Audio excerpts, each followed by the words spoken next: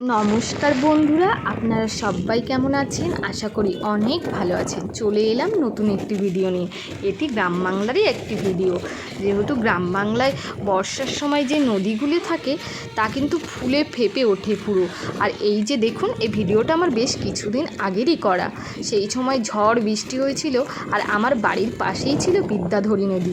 যে বিদ্যাধরী নদী কখনো কখনো কিন্তু চড়া পড়ে যায়, আর কখনো কখনো বর্ষার সময় দেখুন যেন ফুলে ফেঁপে ওঠে। কীভাবে বাঁধের গায়ে কিন্তু আছড়ে পড়ছে, এইভাবেই কিন্তু নদী বাঁধগুলো কিন্তু ক্ষয়ক্ষতি হয়। আর এই যে একটা নৌকা কিন্তু ছিল, যে নৌকা দিয়ে কিন্তু মাছ ধরা হয়, সেই নৌকার মধ্যে যদি জল ঢুকে যায় তাহলে কিন্তু নৌকাটা ডুবে যাবে। তাই অনর্গল কিন্তু জল ছেঁচতে হচ্ছিল। এটা কিন্তু একটা ভয়ানক পরিস্থিতি। সুন্দরবনের ঝড় বর্ষার সময় এটা কিন্তু সব সময়ই হয়ে থাকে।